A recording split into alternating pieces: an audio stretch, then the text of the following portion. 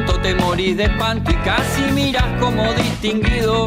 Si cada tanto acunas en tu encanto y era tu mundo del ideal. Y su ideal, mi ideal, el de aquel se... Buenas noches, bienvenidas y bienvenidos a Último Bondi. Último Bondi es un programa producido por el colectivo Más Igualdad junto a la plataforma Camacuá y Caras y Caretas TV. Como todos los martes, les arrimamos unos minutos de reflexión para compartir con invitados, en este caso un invitado del día de hoy, información de buena calidad, algunas reflexiones que nos puedan acercar a una discusión política un poco más informada, un poco más ilustrada, ¿no? que nos permita de una manera u otra mejorar nuestro nivel de reflexión. Continuando con un ciclo que arrancamos ya con Chile y que tenía que ver con dar cuenta de los progresismos latinoamericanos, hoy vamos a hablar de Ecuador. Como siempre, la idea es que se haga una cierta presentación, bueno, de qué país estamos hablando, y poder también discutir algunas hipótesis de futuro, opiniones, reflexiones, de un futuro abierto y como estamos viendo, bastante convulsionado en toda América Latina, y con esta necesidad de los progresismos de discutirse y de volver a discutir. Hoy tenemos un invitado que nos acompaña desde Ecuador, que es Andrés Mideros. Andrés Mideros Mora es actualmente director general académico de la Pontificia Universidad Católica de Ecuador, donde además fue decano de la Facultad de Economía y coordinador del Instituto de Investigaciones Económicas. Andrés es doctor en Economía y Políticas Públicas por la Universidad de Maastricht, es máster en Políticas Públicas y Desarrollo Humano, también por la misma universidad, y tiene una importante actividad académica y política, la ha tenido, con variadas publicaciones en torno de cuestiones del desarrollo en distintas áreas, tanto de Ecuador como de América Latina e incluso también de otros países del mundo. Además, Andrés fue secretario general de la Presidencia y secretario nacional de Planificación y Desarrollo de Ecuador, entre otras cosas. Por lo tanto, entendemos que nos puede traer una visión bastante intensa, bastante completa, de distintos perfiles. Y bueno, ya presentado a Andrés, vamos a pedirle que primero arranque por contarnos un poco sobre Ecuador y el progresismo, ¿no? O sea, qué antecedentes tenemos. Obviamente que el centro del programa va a estar más en el segundo y en el tercer bloque, donde abordemos el proceso progresista reciente, ¿verdad? Pero bueno, todas estas cosas en general en todos nuestros países tienen o no tienen distintos énfasis en el siglo XX en particular, después de los procesos de descolonialización y de la construcción de los estados nacionales. Así que Andrés, te damos la bienvenida, te agradecemos mucho por estar con nosotros y bueno, y te dejamos un poco con este reto de ilustrarnos sobre Ecuador. Muchas gracias, Juan Pablo, y un saludo cordial a todas y todos. De verdad, un placer poder conversar y estrechar lazos, ¿verdad? Creo que es importante las lecturas que podemos hacer a nivel regional de los ciclos políticos, sociales, económicos que estamos viviendo hoy. Y pensar futuro, ¿verdad? Sobre todo. Y claro que para pensar futuro vale la pena un poco echar a ver atrás, echar a ver la historia, el pasado, para saber y poder entender en dónde estamos ahorita. Quizás de ahí rápidamente en pensar el Ecuador en sus ciclos políticos es pensarlo en una disputa permanente que se da entre elementos de una burguesía que va naciendo extractivista y dependiente y que captura el Estado frente a determinados momentos históricos en los cuales los movimientos sociales o la fuerza social ha planteado la necesidad de un cambio. El país nace así, la economía del Ecuador nace, allá en 1830 se funda como república y después tiene un primer boom alrededor de la exportación de cacao, con eso una primera burguesía que se va formando, pero con mucho dinero que se va hacia afuera, explotación, digamos, de la gente y que lleva a lo que conocemos en Ecuador como la revolución liberal, con Eloy Alfaro a la cabeza, uno de los referentes político-históricos en ese tiempo, y que es un nombre que va a marcar también nuevos ciclos después, la revolución liberal. Después tenemos un segundo momento de lo que llamamos en Ecuador ya por el 1925, la revolución juliana, nuevamente, donde hay un gobierno fuerte, después de un derrocamiento militar, pero no una dictadura militar, sino un civil a nombre de, y que finalmente genera la institucionalidad pública. Luego viene un ciclo económico, un boom del banano, un boom del banano, de exportación de banano que empieza a generar recursos y permite una construcción de una pequeña clase media. Con eso llegamos rápidamente a 1970, nuestro tercer boom económico que lo llamamos el boom del petróleo. Cuando se descubren yacimientos de petróleo en la Amazonía ecuatoriana, empieza su extracción y ahí sí que se da un golpe militar y un gobierno militar, que es la dictadura de los años 70 en el caso ecuatoriano. Una dictadura no muy sangrienta, sí, totalitaria, autoritaria sobre todo frente al manejo de los recursos, pero que finalmente genera una lógica nacional Se me perdió la... también de la extracción del petróleo.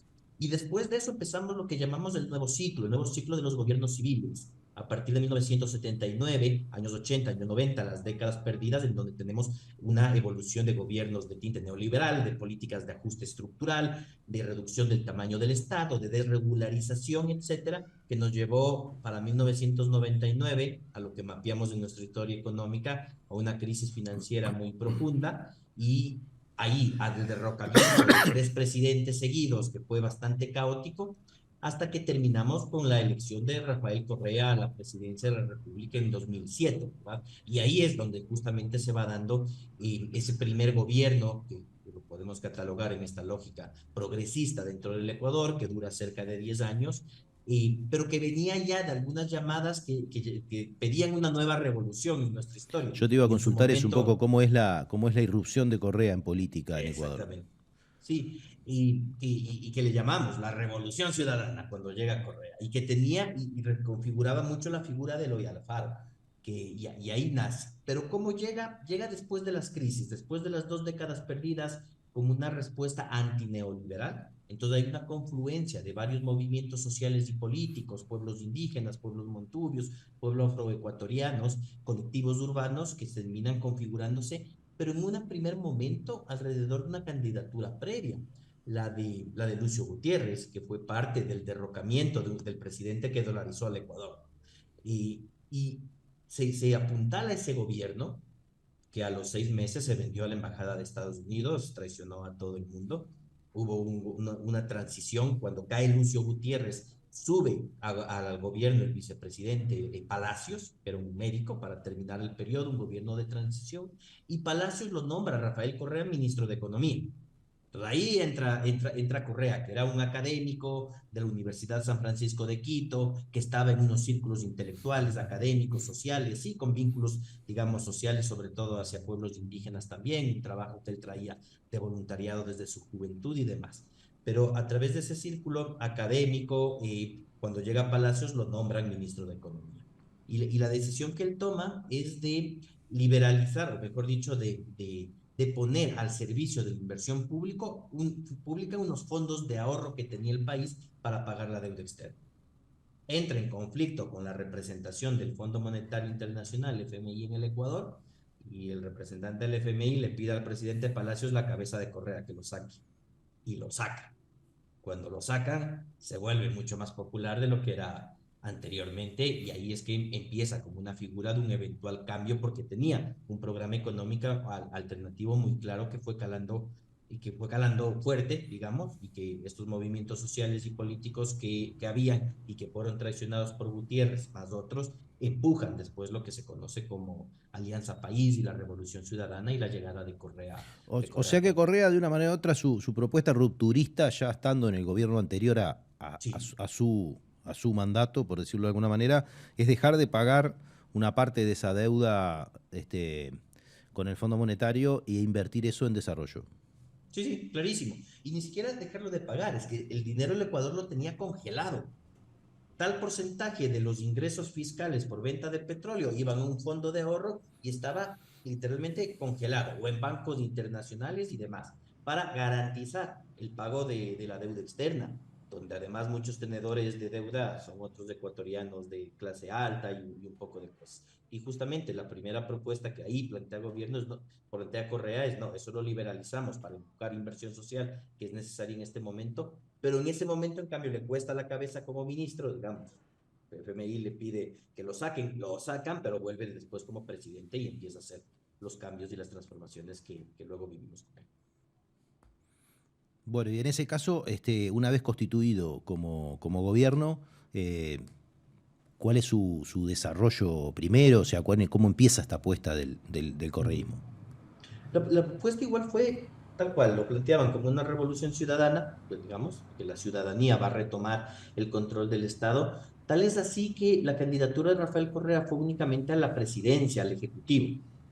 Rafael Correa como presidente y Lenín Moreno como vicepresidente en ese momento, sin candidatos ni candidatas para el Congreso Nacional, para el Legislativo. O sea, no había lista para diputados. La propuesta fuerte siempre fue: vamos a una Asamblea Nacional Constituyente a crear una nueva constitución. Esa fue la propuesta de entrada, muy refundacional en este sentido de devolverle el poder al pueblo, digamos. Repensemos la constitución del país y transformémoslo todo. Y justamente, digamos, del aire que había en la sociedad y en la política era una búsqueda de algo alternativo de esa magnitud. Y eso es lo que logra. Al año de estar como presidente, se logra la convocatoria a la Asamblea Constituyente y con una mayoría absoluta, digamos, del movimiento Alianza País, de todos quienes estábamos dentro del movimiento, y se logra una nueva constitución.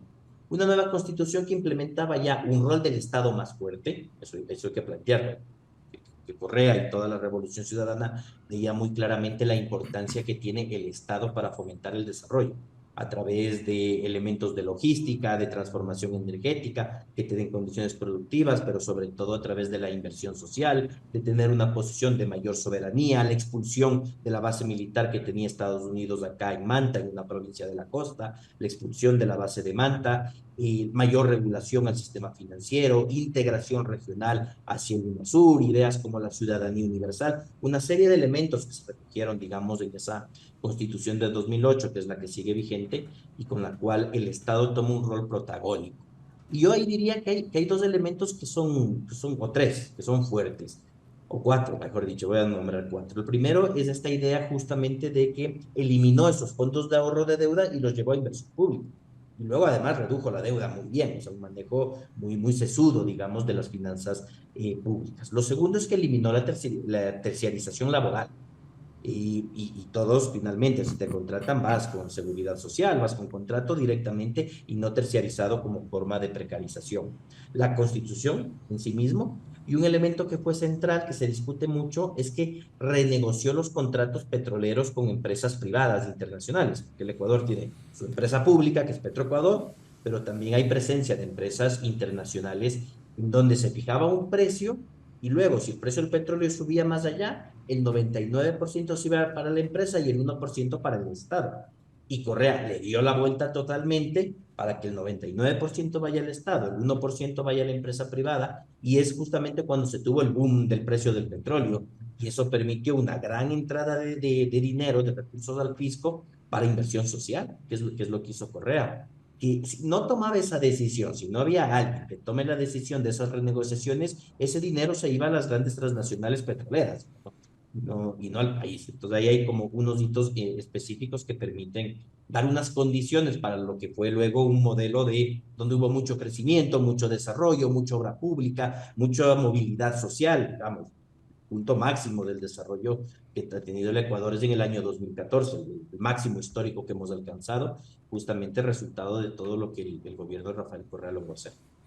Muy bien, bueno, tenemos un primer panorama de lo que fue la llegada, por decirlo de alguna manera, una rapidísima recorrida histórica por el siglo XX para desembocar en esto que le estamos llamando el correísmo, pero digo que podemos denominarlo por sus formas formales de la política. Ahora en el segundo bloque, en un minuto, seguimos y vamos a empezar a hacer un balance de qué ha sido de este proceso progresista, de cuáles fueron las cosas que se hicieron. Ya un poco empezamos a comentarlas ahora, pero en un minuto seguimos en el segundo bloque de Último Bondi.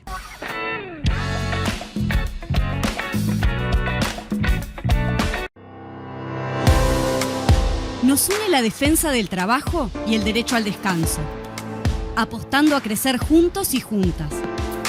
Nos une la memoria y una historia de lucha que llevamos con orgullo.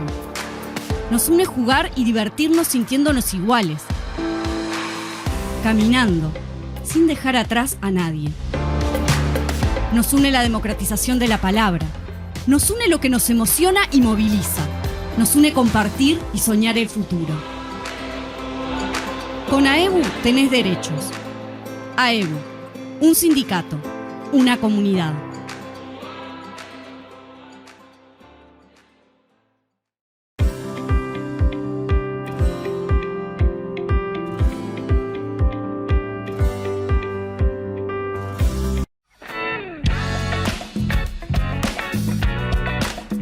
Seguimos en este segundo bloque de Último Bondi, estamos hablando del ciclo, en el ciclo progresista, estamos hablando de Ecuador, nos acompaña el doctor Andrés Mideros, estuvimos haciendo una breve recorrida por la historia reciente de Ecuador hasta llegar al progresismo del siglo XXI, a este movimiento que llamamos correísta, pero que de una manera o de otra es la revolución ciudadana y bueno, quizás el proceso de transformación más radical de los que vimos, incluso mirado en términos relativos con el resto de Latinoamérica, por su velocidad y por su cambio, ¿no? En el nivel de vida y en el nivel de desarrollo y en otro montón de variables que hacen a la vida del Ecuador. Andrés, para empezar a hacer una especie de balance y poder seguir ordenando esto que nos empezabas a contar, nos contabas, bueno, cómo llegó Correa al gobierno, identificamos un poco este hito de redestinar deuda, fondos, ¿no? Como quien dice, confiscados o retenidos para pagos de deudas con el Fondo Monetario para dedicarlos a un proceso de inversión pública que permitiera el desarrollo. Me surgen un montón de preguntas. Bueno, vos empezabas a contar justo que además eso coincidió con un boom de precios, por lo tanto se dio otras condiciones que en otra parte de Latinoamérica se dieron, pero en otros contextos, con parte de su producción, ¿no? Esto de boom de demanda y boom de precios que generaron una condición particular para el desarrollo y en este caso de ciclos progresistas también para la distribución. ¿Cómo fue ese proceso de distribución y dónde empezó a parar, a ralentizarse, a demorarse, a estancarse, como pasó en el resto de los países? Sí, sin duda, porque ahí se recuperan algunas cosas con lo que conversábamos. Una constitución que ponía o que pone todavía muy claro el rol de la planificación nacional, un plan nacional de desarrollo obligatorio para todo el sector público, referencial para el privado, pero orienta finalmente un entendimiento de que en países como Ecuador y América Latina, voy a generalizar un poco ahí, si no cambiamos condiciones estructurales es muy difícil el desarrollo por los niveles de desigualdad y de baja productividad en términos generales, más allá de que hay diferencias entre países y contextos, lo sé. Pero eso Correa y el gobierno de la Revolución Ciudadana se entendía muy bien, que había que actuar en algunas condiciones estructurales y es en donde se lo hizo, digamos.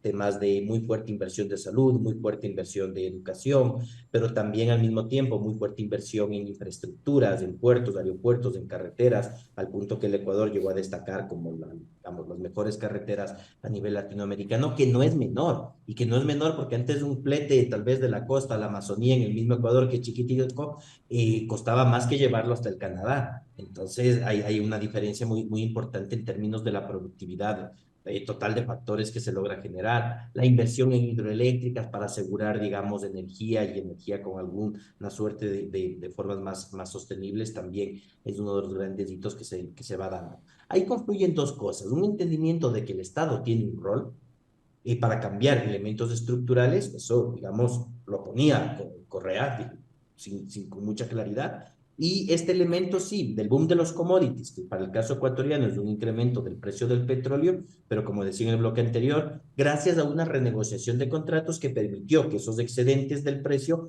entren efectivamente al fisco y se los utilicen, en lugar de estar únicamente destinados para pagos de deuda o congelados, digamos, que es parte de las agendas de austeridad que tuvimos en los 90 y que ahora vemos que están volviendo. Y todo eso fue dándose bastante bien. Y ahí hay elementos concretos de mejora de servicios sociales, de infraestructuras y de energía, que diría yo son como grandes logros que genera el gobierno de la Revolución Ciudadana, pero que toman su punto de inflexión en el año 2015. Después del 14, que es el más alto histórico que tenemos registrado, no hay indicador que mienta en ese sentido. 2014 es el punto más alto de desarrollo que ha tenido el país. Se agota ya en 2015. Se agota ya en 2015 justamente por esa dependencia del precio del barril del petróleo para poder financiar la inversión pública y empezamos un tema de congelamiento, de recesión, un inicio de recesión en términos económicos y también de menor capacidad del Estado para poder sostener ese nivel de inversión pública, un nuevo repunte de endeudamiento externo que se va generando, más, digamos, en una economía dolarizada, también sufrimos la apreciación del dólar, pérdida de competitividad externa por esas razones, entonces se complicó. Y puso un manifiesto que finalmente la economía ecuatoriana todavía tiene una estructura económica y social muy dependiente, muy vulnerable. Y más allá de la voluntad política que puede existir, vimos ahí que no fue posible sostener en las dimensiones que se lo venía haciendo antes estas transformaciones, sino que ya había que pensar un momento como aterricemos, converjamos, en qué momento logramos sostener el nivel que hemos alcanzado para proyectarnos a un nuevo futuro con unas transformaciones muy fuertes. Ahí han habido algunas tareas pendientes, pero vemos que con el ciclo económico volvemos a entrar en una crisis política también importante, porque obviamente la popularidad de gobierno empieza a caer, empiezan a buscarse otras alternativas que se van dando. Finalmente se plantea para el 2017 un elemento de converjamos, sostengamos, corrijamos algunas cosas, empieza un fraccionamiento interno también entre quienes defendían a tabla todo lo hecho, que es inmejorable, y quienes empezaban a plantear, mira, que hay cómo corregir alguna cosa, que por aquí empieza a haber un problema, que hay que cambiar un estilo de liderazgo, que hay que formar nuevos cuadros, empieza una fragmentación política, tanto a nivel país como dentro del mismo movimiento de la Revolución Ciudadana, que finalmente decanta ya en 2017 con la elección de Lenín Moreno en una lógica de que iba a ser una continuidad corrigiendo errores y cambiando estilo, pero que al pasado el primer año ya fue evidente para todo el mundo que más bien fue una traición y un cambio más bien de orientación política hacia derechas. Ahora, Correa podría haber seguido, ¿no? Correa podía haber seguido, hubo una discusión ahí porque de hecho se prohibía la reelección indefinida en la Constitución del 2008, pero luego hubo un referendo diciendo no, que continúen nomás, pero Correa dijo, cuando propuso ese referéndum para que se mantenga la reelección indefinida, dijo, pero yo no voy a hacer. O sea, tranquilos, voten, porque es en general, para los liderazgos, tanta cosa, pero yo no voy a continuar. Y porque pudo haber continuado. Una situación al revés que en Bolivia, ¿no? Al revés, también. Sí. Ahora, ahí hay una construcción política compleja, ¿no? Es decir, hay como quien dice, un movimiento muy joven quizás, en términos políticos, para sostener esto, ¿no? Toda esta emergencia tan impresionante, ¿no? De ese liderazgo tan fuerte, que además plantea un escenario de transformación bastante radical, que arranca además con una nueva constitución, porque cuando uno mira algunos países como el Uruguay, por ejemplo, si una de las cosas que no hizo el progresismo fue cambiar la constitución, ¿no? Y muchas veces nos queda la impresión de que esta constitución estaba hecha para otro país y que no que realmente habría que haber transformado algunos elementos para poder hacerlas. Pero bueno, ahí tenemos un caso de un ejemplo donde tampoco funcionó ese elemento. Obviamente que los contextos son muchísimo más complejos y muy diferentes, pero claro. Me llama un poco a la reflexión eso, ¿no? Es decir, cómo un movimiento tan rápido, pero no logró constituir una base popular, social, que lo apuntalara frente al descontento de la ralentización económica, como quien dice, ¿no? Y yo creo que en eso todos los progresismos nuestros les ha pasado lo mismo. Sí, son cosas que no se lograron mantener de alguna forma. A ver, uno de los hitos en donde, por ejemplo, la Revolución Ciudadana pierde apoyos es justamente cuando Rafael Correa toma la decisión de la extracción del crudo, del petróleo en el bloque 43, que es el Yasuní, digamos, una reserva ecológica o cerca, y donde hay pueblos no contactados, digamos, hay varias discusiones geográficas donde mismo está el pozo y dónde está la reserva y dónde están los pueblos no contactados, en fin. Pero Rafael Correa, después de haber empujado, porque él mismo empujó, no, vamos a conservarlo, vamos a generar unos mecanismos de compensación por CO2 no emitido y que el mundo colabore. No se recaudó lo que esperaba recaudar y en su momento anunció, el mundo nos ha fallado, vamos a extraer. Pero cuando dijo vamos a extraer, justamente tuvo una pérdida también de conexión con los movimientos ecologistas y ambientalistas muy fuerte. poco se va desgranando en esa necesidad y en esas, no sé, en esas paradojas que vamos viendo, ¿verdad? Luego había una idea muy movilizadora con la constituyente, con los planes nacionales de desarrollo, que era la idea del buen vivir como una alternativa al desarrollo y al desarrollismo, y que movía muchísimo a la gente, pero que con el tiempo lamentablemente se fue caricaturizando y quedaba como que es una persona abrazando árboles, digamos. Ahí la oposición fue trabajando muy bien en desprestigiar estas ideas de transformación social y de transformación humana que se planteaban y que al principio movilizaban y que cuando entramos, digamos, en vacas flacas, recesión económica, más bien se las empezaba a desprestigiar. Y en eso la oposición fue trabajando lentamente en cambiar unos imaginarios que eran movilizadores hacia unos imaginarios que ridiculizaban más bien, y ahí posicionando que hay corrupción por todos lados, que esto no funciona, el autoritarismo, etcétera. Entonces ahí también se va haciendo una desconexión, digamos. Luego es cierto que también fue compleja la relación con las organizaciones sociales. En un primer momento se intentó incluso institucionalizar la participación ciudadana, pero no hay cómo hacerlo. Yo creo que ahí hubo muchos errores. Y porque ya decíamos, no, es que el gobierno está a la ciudadanía, entonces la participación son mecanismos formales institucionalizados, cuando no es así. Y ahí también hubo una nueva desconexión, porque si no se participaba a través de los mecanismos formales institucionales, no era válido. Y cuando dices no era válida, empiezas a deslegitimar la organización social autónoma y te empiezas a desconectar también. Y después justamente algo que pasa hoy en día, hablamos de la revolución ciudadana como el correísmo. Y creo que eso es un mensaje muy fuerte porque te dice que está anclado en una persona. No logramos sostener algo de un proyecto mucho más amplio, más abarcativo, de construcción de otros cuadros, de renovación, Bueno, etcétera, siempre reconociendo el líder, pero ahí quería es ir a complejo. preguntarte y a profundizar, ¿no? Porque también buena parte de las críticas que nos hemos hecho, tanto en Uruguay, hemos conversado con gente de Chile, ¿no? Está un poco esta idea de venir de procesos muy fuertes, como fueron los 90 y comienzos de los 2000, los 80 en algunos casos, los 80, los 90, los 2000, de un neoliberalismo excluyente muy fuerte, y haber tenido muchos objetivos de política de integración a la sociedad por la vía del consumo, por decirlo de alguna manera, o del acceso, ¿no? Es decir, lograr universalizar accesos, lograr ir por mínimos de ingreso, por mínimos de afiliación al Estado en sus distintas, ¿no? A salud, educación, o sea, expandir los servicios públicos en forma significativa, pero eso no estuvo acompañado de una reflexión ciudadana que permitiera una construcción y una legitimación, ¿no? de un proceso político que cuando empezara la escasez sostuviera un rumbo, ¿no? Y eso yo creo que ha sido algo distintivo, por lo menos en buena parte de los progresismos, ¿no? Es decir, como que no han soportado el ciclo a la baja de la economía, ¿no? Sí, yo comparto completamente. Creo que ahí es donde nos ha faltado justamente ya construir una base social bien politizada, sanamente politizada, unos relevos de cuadros, unas capacidades tal vez en gobiernos locales también para sostener determinados procesos, la misma relación con la organización social, digamos, que se puede entender y que se pueda mapear.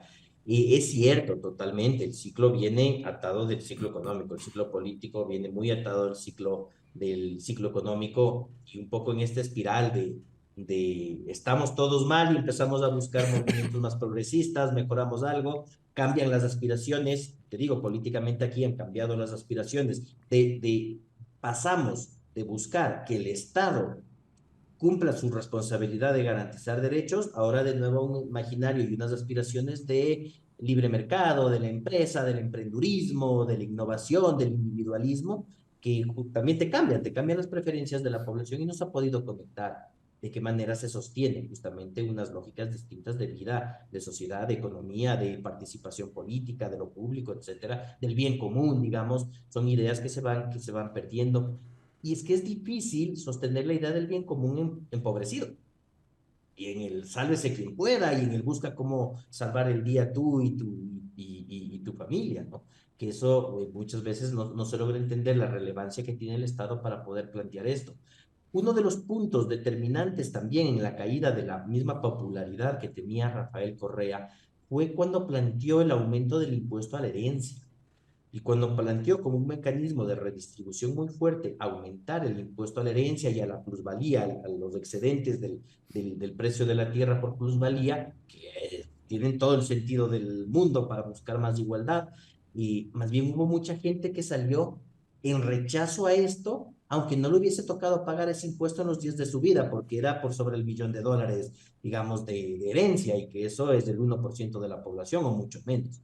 Pero mucha gente salió en rechazo a eso, porque yo siento que hay algo que no vimos, atando de nuevo con tu reflexión de por qué en el ciclo bajo no tenemos una base social que sostenga los progresismos, y empezamos a ver los giros. Y es que no vimos, creo yo, el trabajo silencioso y sistemático que venían haciendo derechas para desprestigiar las ideas movilizadoras, los principios y los valores. No logramos transformar la lógica cultural para entender unos valores distintos que nos hagan defender las cosas, sino que era, hoy estoy bien, estoy contigo, mañana estoy mal, me voy por otro. Y creo que ahí sí nos ganó mucho esa renovación conservadora, por ponerla en esos términos, porque trabajó silenciosa y sistemáticamente en desprestigiar los valores y los principios de transformación. Yo creo que ahí también las izquierdas y los progresismos subestimamos mucho la raíz cultural, ¿no? de estos asuntos y en qué medida está arraigada ancestralmente, ¿no? Cuestiones vinculadas a este tema, relatos sobre el problema de la propiedad, el problema de los impuestos, ¿no? Y este experimento que muchas veces plantean los economistas de si la gente tiene alguna idea de en qué lugar de la distribución se encuentra, ¿no? Y como que haría falta mucha educación y generación de información accesible para que la gente pudiera entender de verdad a quién le afectan los impuestos y a quién benefician, en qué medida, y cómo históricamente nuestros países se han compuesto de muchas prebendas que se han generado hacia los estratos más pudientes, que están obviamente escondidas o que no son claras, ¿no? en su manifestación, y en realidad se han puesto siempre sobre la mesa las políticas sociales que se han hecho para con los más desfavorecidos, ¿no? No sé cómo les ha ido a ustedes con eso, pero nosotros hemos visto que ya el proceso progresista en Uruguay arrancó en el 2005 y ya por el 2012, 2013 empezó una prédica contra las políticas sociales, contra la distribución, contra los impuestos, o sea, una cosa mucho más fuerte, ¿no? que siempre tuvo su raíz permanente, pero que, en esto que decías vos, para llegar incluso al final, en los últimos días del ciclo progresista, a un nivel de hostigamiento y de violencia verbal y psicológica permanente, ¿no? Que uno incluso lo veía en la calle, ¿no? De gente que se bajaba del auto a pegarle a otra persona porque tenía una bandera del Frente Amplio, ¿no? O cosas así que en Uruguay son imposibles de pensarlas, pero que sucedieron, ¿no? Y porque se fue calentando calle contra el progresismo. Justamente venía a la mente una imagen en este momento de las manifestaciones que se empezaron a dar en contra del incremento del impuesto a las herencias, frente a quienes lo defendíamos, y encuentras en una de las avenidas principales aquí de Quito, la avenida de los Chiris, y a distancia de nada, de 5 metros, tienes una gran cantidad de gente y al otro lado otra, y un cordón de policías en la mitad de los dos, que te habla de lo que generas, una violencia, un odio muy, muy fuerte, muy infundada, que luego repercuta además en la persecución política que han estado sufriendo los progresismos, ¿verdad? Con los cambios políticos que se van dando. Yo creo que ahí justamente ha faltado mucho de este trabajo, y sí se trata de hacer. Aquí en Ecuador tenemos, usualmente desde la universidad, o yo mismo planteo algunos datos, porque recientemente hemos discutido mucho la eliminación del subsidio a los combustibles, que los tenemos subsidiados, que finalmente son porque salen del petróleo, además que estamos extrayendo del subsuelo, se subsidian los combustibles, y eso alcanza un rubro alrededor de $2.000 millones, digamos, de subsidio a los combustibles. Y se discute mucho que hay que eliminarlo, que es ineficiente, un montón de cosas. Se discute también que se entrega en pensiones no contributivas asistenciales a población adulta mayor en pobreza extrema alrededor de 400 millones. 400, 2.000, pero luego tengo, cuando reviso el gasto tributario, todas las exoneraciones de impuesto a la renta a las grandes empresas, $2.600 millones. y no se discute eso. No están arriba de la mesa. Discute el subsidio a los pobres, discutes el subsidio a los combustibles. Ya, hay mucha tela que cortar. Y a lo que van las empresas le llamas incentivo, ni siquiera le pones el mismo nombre que lo es de un subsidio al impuesto a la renta de las grandes corporaciones. Y ahí nos ganan el relato.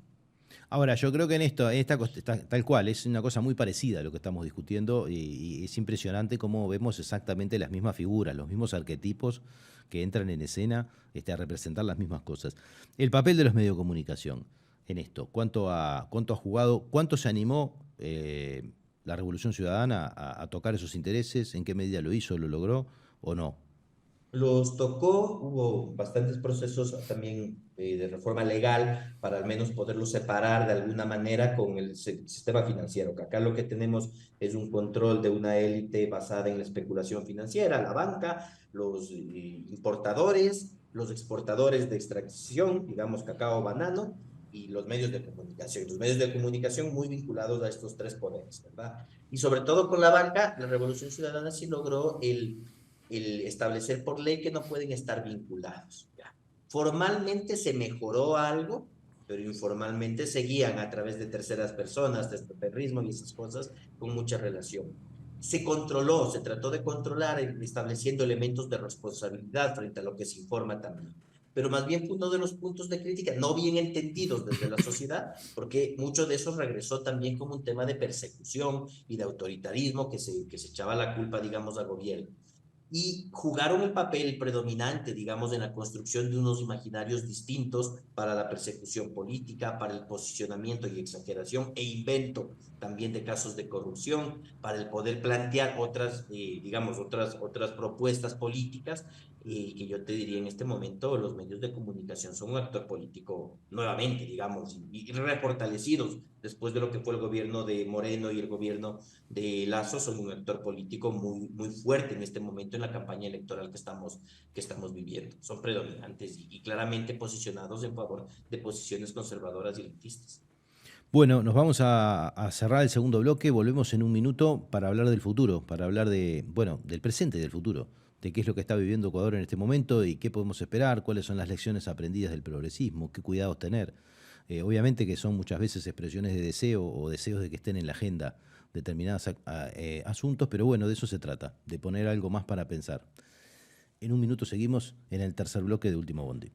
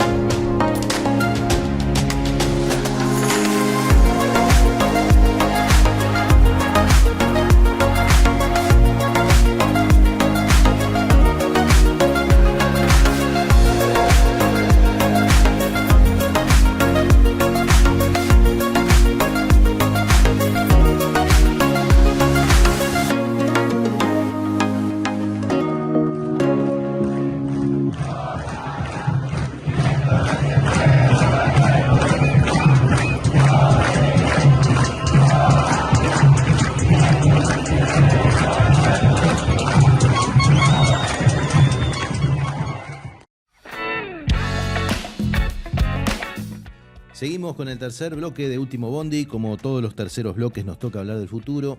Estuvimos hablando del progresismo en Ecuador, una rápida recorrida histórica hasta llegar a los comienzos del siglo XXI. Estuvimos profundizando sobre el ciclo progresista de comienzo del siglo XXI. En realidad no lo dijimos, pero lo dimos por terminado, ¿no? Con estos gobiernos, aunque uno viniera del mismo partido. Y la pregunta que queda es, bueno, ¿esto sigue vivo? ¿Cómo viene? ¿Cuáles son las perspectivas políticas de un retorno progresista? ¿Y cuáles son los problemas que van a estar en la primera página de la agenda? Por ahí. Yo creo que ahí el contexto de la transición que vive el Ecuador todavía no ha sido debidamente procesado, digamos, porque parte, de hecho, en los últimos años del gobierno de Rafael Correa, parte ya con unos elementos de una pérdida de popularidad, digamos, siendo todavía muy alta y la principal fuerza política, por eso logró mantenerse en gobierno con otro candidato que no era Correa, lo logró, así sea en segunda vuelta, pero llegó a gobierno, y porque todavía era mayoritaria, pero ya venía una desfragmentación externa, por eso fue más difícil, pero interna también, en donde ya habían posiciones contrapuestas justamente entre visiones de hay cosas que corregir, hay cambios de estilo que se deben tener, versus, digamos, la línea dura más cercana a Correa en civil. Ahora, Esos ¿esos cambios eran cambios en el estilo del liderazgo o eran cambios programáticos, estratégicos también? Se planteaban sobre todo cambios en el estilo, o al menos así fue como se dio. O cómo se vendió la narrativa finalmente y lo que se iba posicionando, ¿no? Y tendencias nadie nadie esperaba que Lenín Moreno fuera a hacer lo que hizo Lenín Moreno. Yo diría que nadie, porque si no el mismo Rafael Correa no lo hubiera santificado como el candidato. No, porque por último no se ponía candidato a la presidencia, íbamos únicamente al legislativo si es que se preveía eso. Y si se preveyó a alguien, ya digamos, ya nos lleva a construir otro tipo de escenarios, ¿no? Pero yo me atrevería a decir que en principio no. Finalmente tienes esa tendencia, tienes ese gobierno que entra, un gobierno que, hay que decirlo, tuvo un gabinete que era bastante progresista, mayoritariamente, más allá de que sí, tenías ya unas entradas de un par de sectores productivos, pero tenías mayoritariamente un bloque fuerte también progresista interno, que estaba en pugna y que estuvo un año en pugna permanente dentro del gabinete de Lenín Moreno hasta que finalmente fue relegado, digamos, y expulsado finalmente dentro de lo que quedó ya en la transición propia que va dando Lenín Moreno y los cambios fundamentales que se van dando, sobre todo en economía y en el Ministerio de Gobierno, digamos. Ya la presencia de figuras como la de María Paula Romo en el Ministerio de Gobierno, la de Richard Martínez en el Ministerio de Finanzas, que ya fue una entrega total hacia sectores empresariales y hacia los multilaterales. Tuviste un año finalmente de unas tensiones internas, más allá de las tensiones propias y la ruptura entre Correa y Moreno, que se da al inicio, digamos, se da al inicio, pero personalmente ahí mi lectura sigue un buen procesamiento de cómo no perder el sentido a las cosas. Que en ese momento, incluso yo me atrevería a decir, mucha gente no terminaba de entender los entretelones de lo que efectivamente estaba pasando. Entonces, habían otros que seguían disputando adentro, otros que seguían disputando afuera, otros que empezaban en el exterior, otros que se iban para otros movimientos. Se demoró mucho tiempo en terminar de entender qué era el morenismo, por decirlo de alguna manera. Sí, y en construir, sí, yo te diría que finalmente no definir en sí mismo el morenismo, a mí me resulta difícil, porque ha tenido muchas caras, tal vez eso es el morenismo, un monstruo de 1000 caras finalmente, que permitió una transición, que digamos, gestionó de alguna forma esa transición, terminó su periodo de gobierno finalmente también. Moreno, más para mal que para bien, pero termina su periodo de gobierno, logra hacer una transición también, engañando a mucha gente, ¿sabes qué te digo? Ahí habrá unos arquetipos psicológicos que establecer claramente, pero es una transición que termina rompiendo más las cosas y dividiendo demasiado las cosas y generando violencia, incluso dentro de los progresismos en plural y de las izquierdas en plural. que no logran todavía reencontrarse. Y creo que ese es el mayor problema que tenemos en este momento en pensar futuro en el progresismo, que está demasiado fragmentada, demasiado dolida por cómo fue todo este proceso, digamos, de cambio de ciclo, que no se logra hacer una convergencia completa. Y ahí sí, hablamos del correísmo dentro de esa lineadura que logra un 30% de aceptación y que está ahí, que es estable en ese 30%, pero que no te alcanza todavía para lograr volver a ser gobierno. Y no te alcanza porque tienes otro 30% de progresismo, porque, por ejemplo, consultas de defensa de derechos, llegamos justo al 60%, que se encuentran en causas, pero cuando se encuentran para hacer gobierno, no logras esa convergencia. Y el correísmo tiene un límite por sí solo, A ver, si no logra convocar al del explica resto, un poco más eso, que no se entiende con sencillez. Cuando te sí. referís a ese 60%, ¿a qué te referís? Por ejemplo, cuando planteamos ahora en estas últimas elecciones la consulta popular de no explotación del petróleo en el Yasuní, de no minería en el Chocó andino, unas causas claras, o cuando planteamos temas de la despenalización del aborto en casos de violación, tú logras una convergencia de un 60% de la población, fácilmente.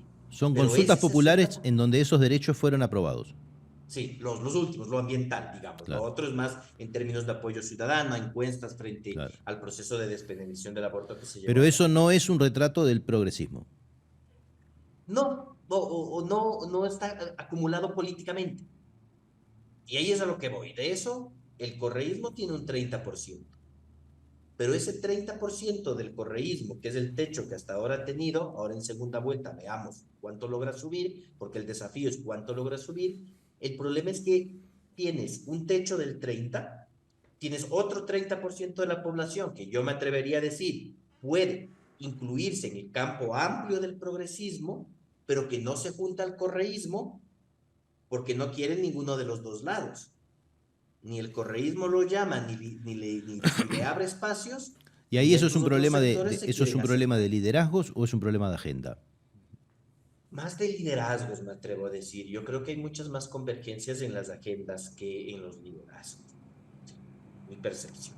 Pero el correísmo particularmente tiene algunos problemas con esta agenda. O sea, el correísmo no apoyó A eso, justo voy. ¿no? Luego, tienes unos elementos de agenda que además te expulsan, porque el correísmo está a favor de la extracción del petróleo, porque la candidata del correísmo a la presidencia está en contra de la despenalización del aborto.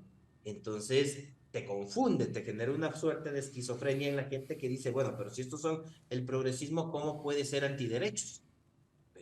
¿De qué manera se logra entender eso? Y la gente se va, los ecologistas se van a buscar en dónde se refugian, Y los colectivos de ese mujeres perfil se van también. conservador no los habilita a dialogar con otros sectores de la población.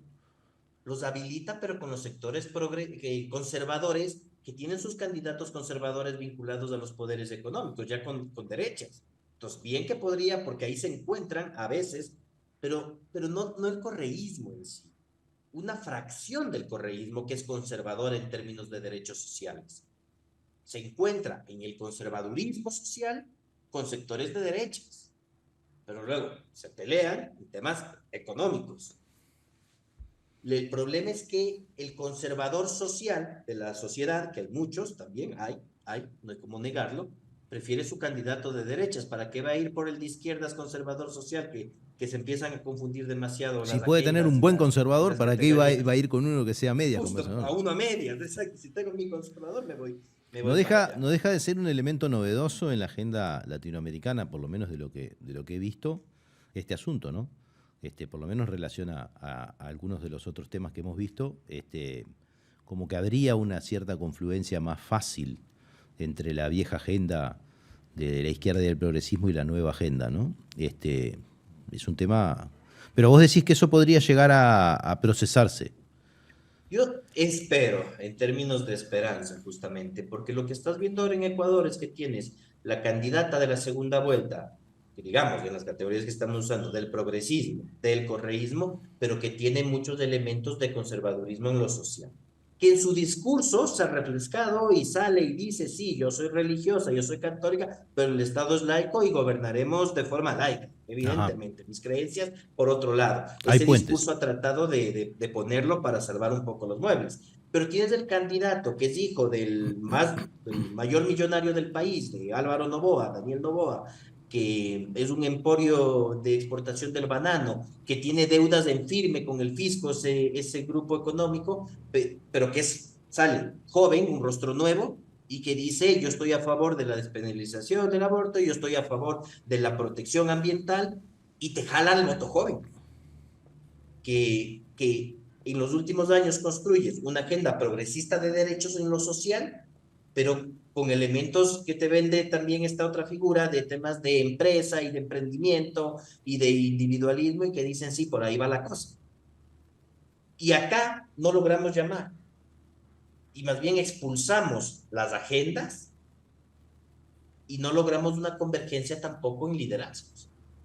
Yo en ese sentido tengo una esperanza o más que una esperanza de que se pueda hacer un llamado de que se pueda procesar, porque si no, más bien la lectura es pesimista de futuro, es algo que difícilmente se puede dar. Contexto ecuatoriano, esto requiere, a mi criterio, de un liderazgo dentro del correísmo que abra de nuevo las puertas y que acoja más claramente estas otras agendas que el mismo Rafael Correa, los candidatos y quienes están frenteando finalmente la revolución ciudadana, no comparten.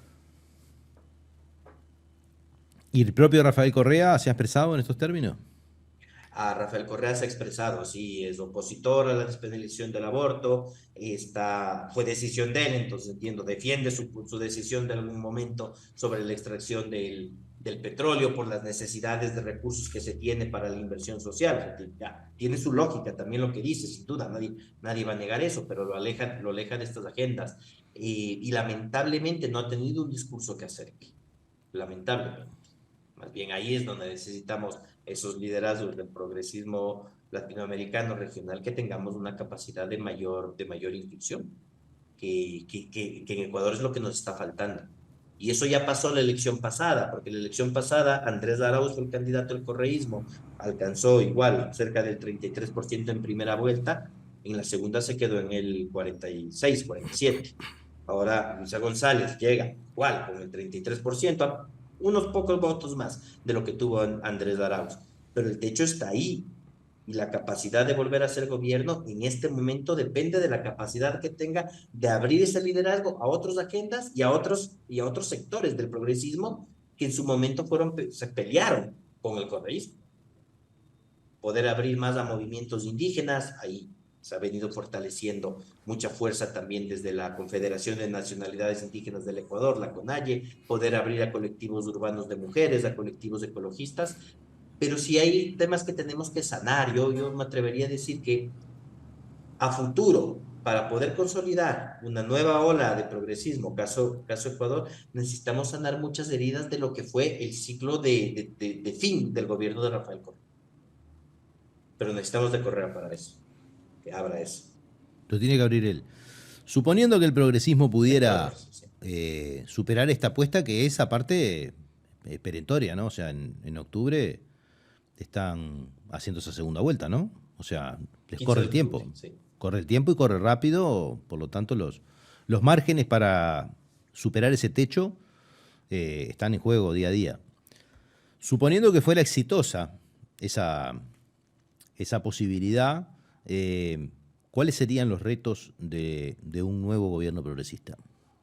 Tienes año y medio. Este es un gobierno de transición porque es una salida anticipada de Guillermo Lasso por este mecanismo de muerte cruzada que tenemos en Ecuador. Finalmente la asamblea puede destituir al presidente, pero se va también la asamblea a la casa y vamos a elecciones, o el presidente disuelve la asamblea, todos a la casa y nuevas elecciones. Y finalmente eso es lo que se activó. Mientras estaba en juicio político Guillermo Lasso y a horas de que lo voten, prefirió él firmar el decreto de muerte cruzada y mandarle a la asamblea a la casa. Entonces termina en 2 años su periodo, que era de 4, más de esta extensión de tiempo de elecciones. El gobierno que entra va a gobernar año y medio, no más que eso. Y eso es un primer desafío, porque siendo exitosos es cómo en ese año y medio reactivas el Estado, que ha sido traído a menos de los últimos gobiernos con una agenda de austeridad, cómo reactivas inversión pública que te pueda dar unos elementos de crecimiento económico, mejorar la calidad de vida de la gente. ¿Qué es eso? La pobreza ha aumentado, la desigualdad ha aumentado. El desafío uno es cómo mejoras pragmáticamente la calidad de vida de la gente. Dos, cómo atiendes los problemas de inseguridad que estamos viviendo en Ecuador, que son muy fuertes, al punto que un alcalde fue asesinado durante la campaña, que un candidato a presidente fue asesinado también con sicariato vinculado a narcotráfico. Hay un tema de inseguridad que se le fue de las manos a los últimos gobiernos. Tienes que empezar a actuar para empezar a controlar eso, segundo. Y tercero, cómo recompones una estructura política y social de apoyo para volver a ganar las elecciones en el 25, porque en el 25 vas a tener elecciones nuevamente ya para un periodo completo de gobierno. Es decir, hay que trabajar a tope. Y sería, si Correa pudiera volver, obviamente sería candidato, ¿y cómo le iría?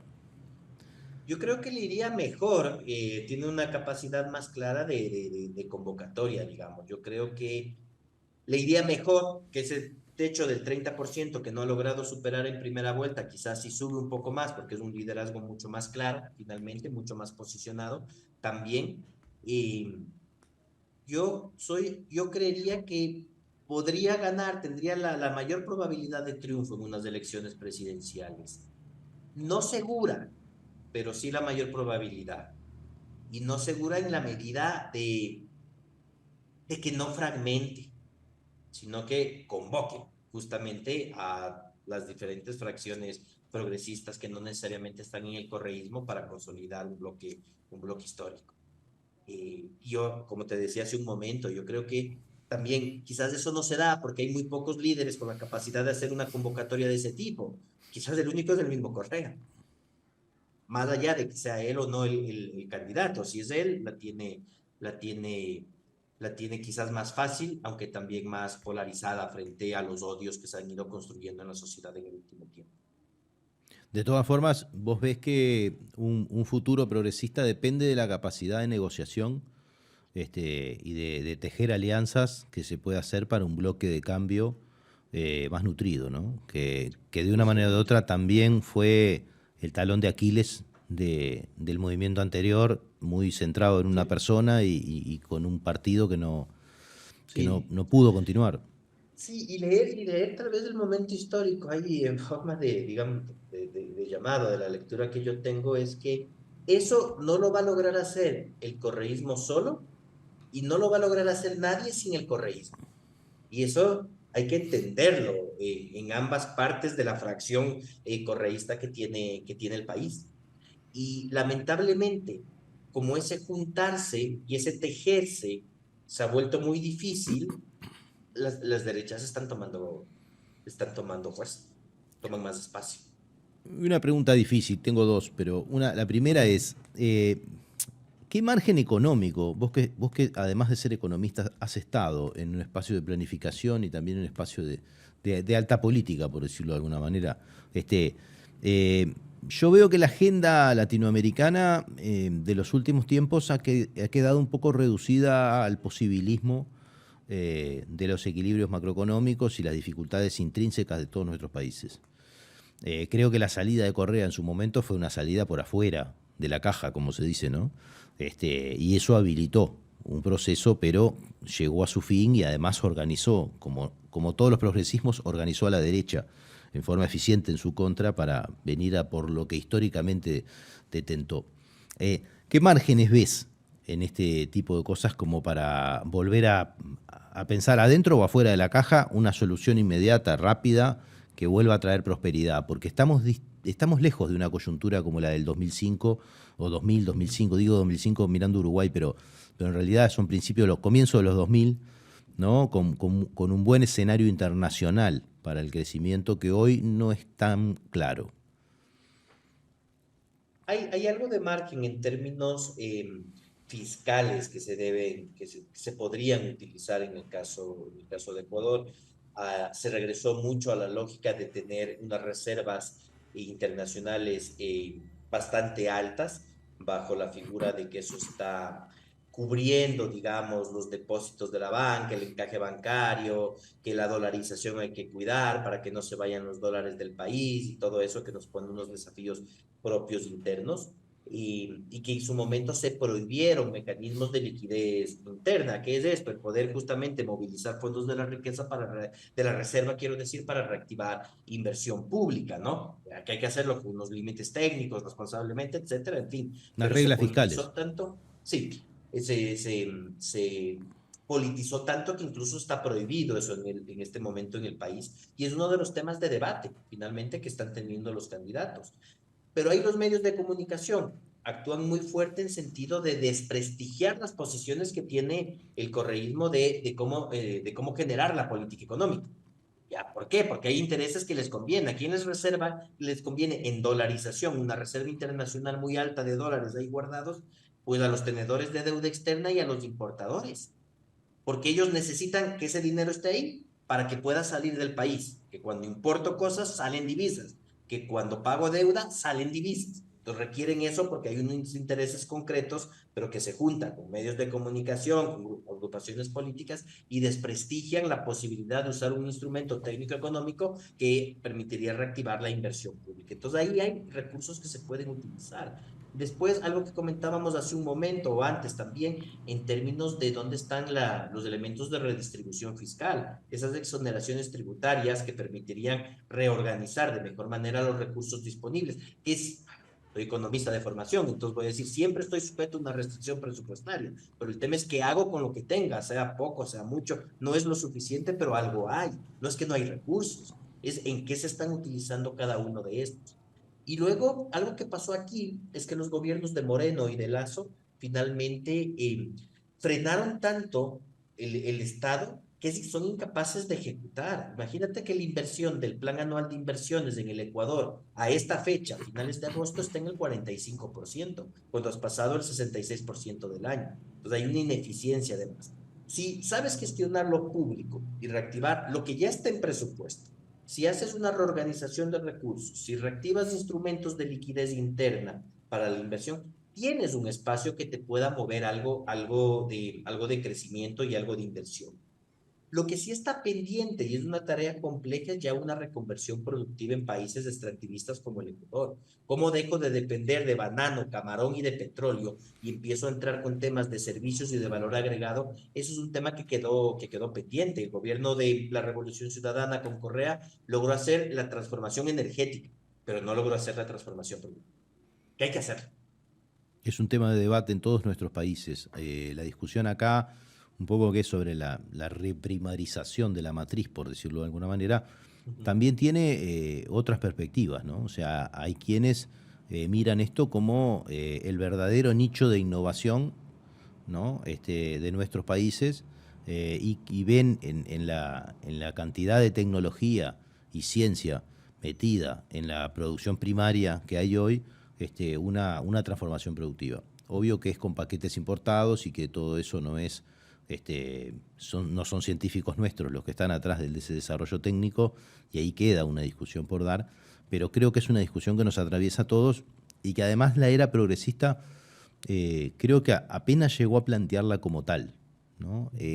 Tienen poco que ver con la heterogeneidad estructural de nuestros países y con la heterogeneidad de nuestros países entre sí, ¿no? Imagino que Brasil, Argentina, México, ¿no? Países continentales que han tenido desarrollo industrial y además en su momento deben tener una capacidad distinta de plantearse este problema y que, bueno, muchos de nosotros vamos un poco a la saga de lo que puedan hacer nuestros vecinos. Pero bueno, Andrés, no sé si querés decir algo más para redondear.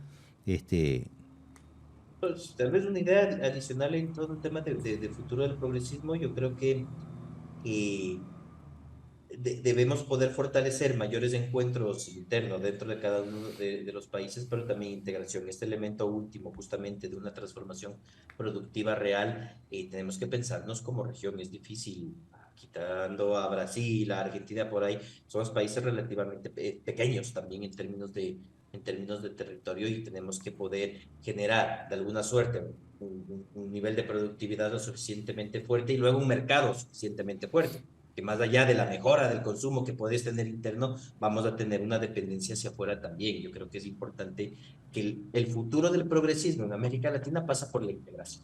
Esa es la idea que quiero además plantear dentro de esta discusión.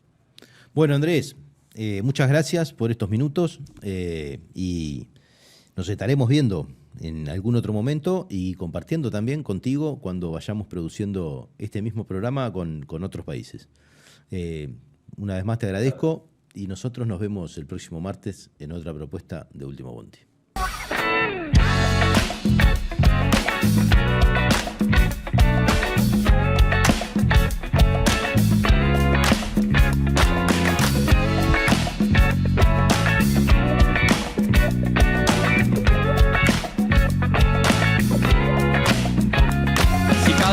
Te morís de espanto y casi miras como distinguido. Si cada tanto acunas en tu encanto y era tu mundo el ideal. Y su ideal, mi ideal, el de aquel se puede mirar desde lo distinto. Si por las noches compartís el tinto con ese que piensas.